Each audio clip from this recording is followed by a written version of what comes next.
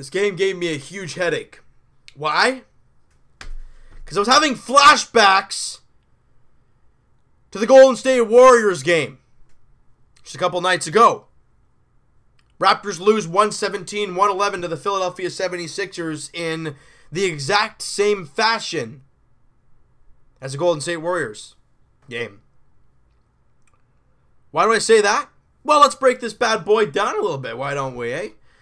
So, Raptors stuck 9 at the end of the first quarter. The Raptors were stuck 8 against Golden State. 32-23 after the first quarter. Pretty even second quarter. However, Philly has the 1-point advantage, 27-26, and we are stuck by 10 at the half. Now, it was a lot worse against Golden State, but we'll get to that in a second. You think, okay, you're down 10 at the half. You know, Kyle's found his legs a little bit. You know, he's back in game action a little bit. Let's come out in the second half and start firing again. No. Raptors put up 26 again. However, they give up 34, and they're stuck 18 after 3 quarters. Now, great job to show some fight again, but lose. Raptors win that fourth quarter by 12, 36-24. Too little, too late. You lose by 6.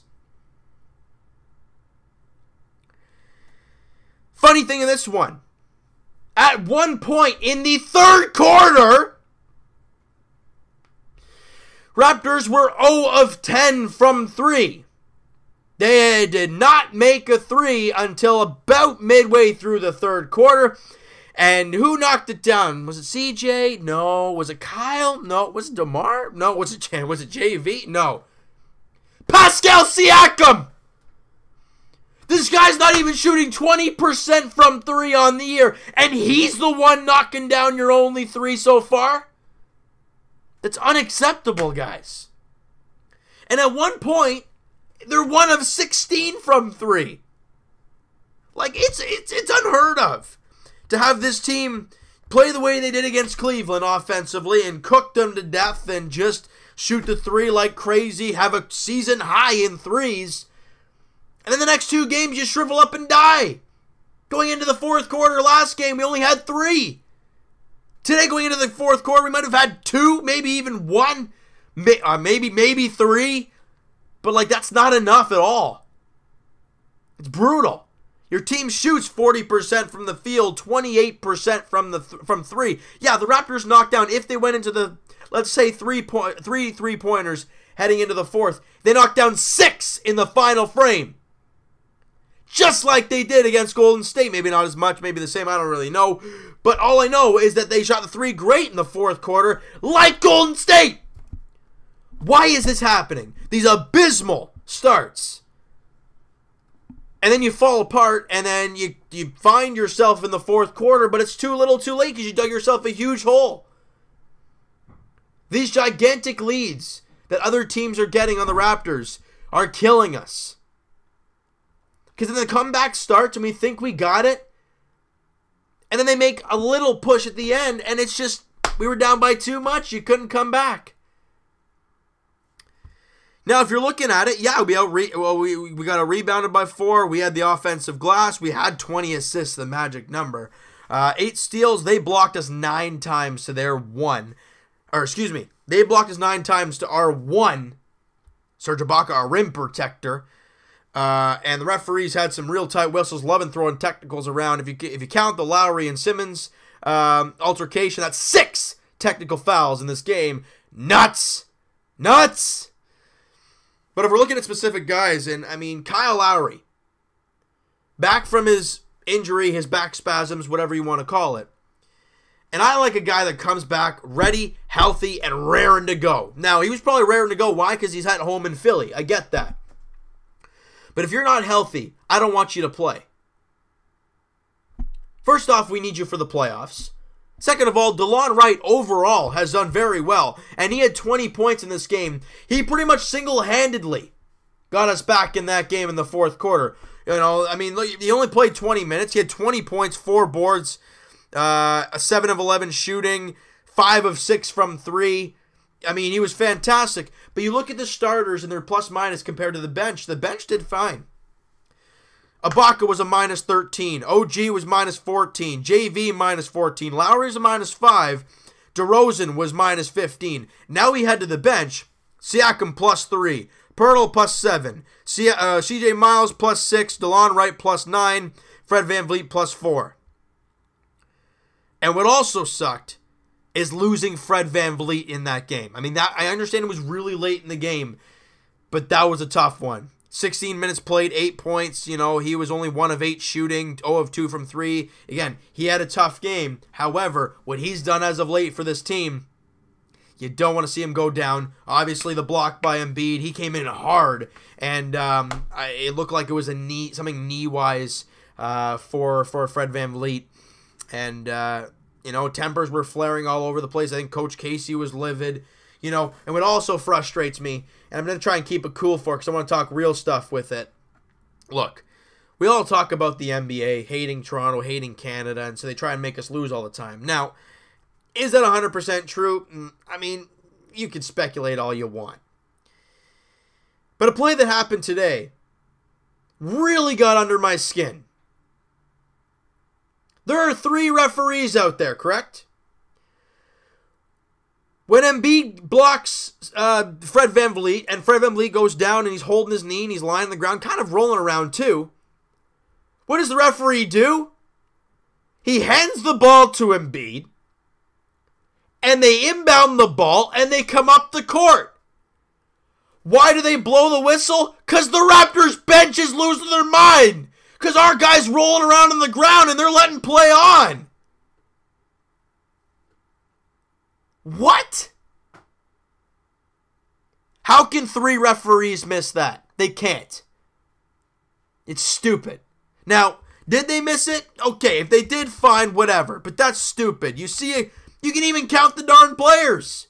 One's missing. Oh, he's on the ground beside me. Yeah, that makes sense. Brutal. Great to see Siakam get 11 points, 6 boards in his 29 minutes of work. DeMar had 24. Ibaka 10 and 5. But again, all these percentages are probably down the drain. Siakam was 5 of 8. Ibaka 38%. OG missed both shots he took. JV only played 14 minutes, had 8 points, 5 rebounds on 4 of 5 shooting. Why he's not... I understand minus 14 when he was on the floor. I get that. But the offense is the reason we were so stuck in this game. The defense, it sucked, but... the offense was struggling real hard, and JV was 4 of 5 and not on the floor. But, hey, I mean, whatever. Kyle Lowry, 3 of 16 for 18%. 6 of 6 from the line, but 1 of 5 from 3. DeMar DeRozan, 24 points, but 8 of 18 shooting for 44%. The only guy who shot over 50% was JV, and for God's sakes, he only played 14 minutes. You're not going to win many games when your main guy who's actually shooting good percentages is on the bench. Now, Pirtle shot 50%, 2 of 4. Siakam, 5 of 8 for 62%, 1 of 3 from 3. DeLon Wright, like we said, fantastic. And CJ Miles, yeah, he knocked down a few threes, but he was 3 of 10 shooting, 2 of 9 from 3. 2 of 9 is no good. I mean, as much as I love that he can knock down the 3, 2 of 9 and 3 of 10 shooting is just not good enough. It really isn't. You know, and losing Fred VanVleet obviously loses a big piece there. But look, we can get mad all we want. I already did, so I'm all right now. The last 2 games are kind of spitting image of each other.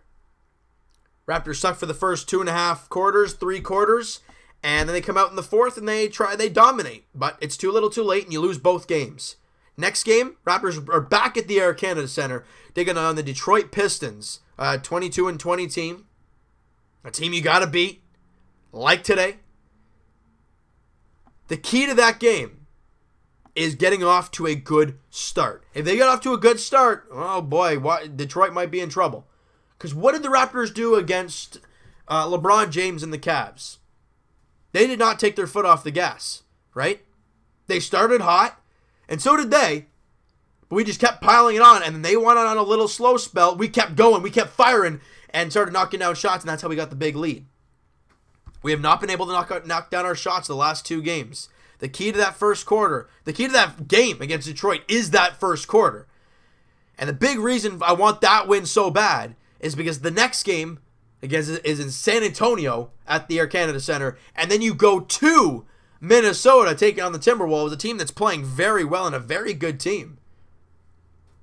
So this Detroit game is a must-win. All right? So you know what, guys? That is going to do it for this one. You guys enjoyed this video, and you guys are pretty frustrated like I am. I understand it's the playoffs that really matters, but look, we're talking about this game, and it sucked, and that's all there is to it.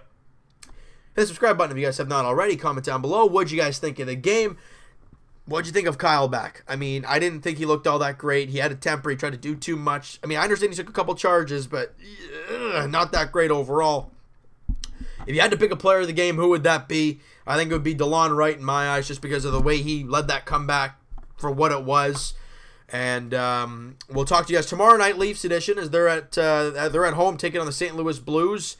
I mean, they're back after 6 days off. They look to really get cooking now. Those last 2 games they lost, they were tough, both of them.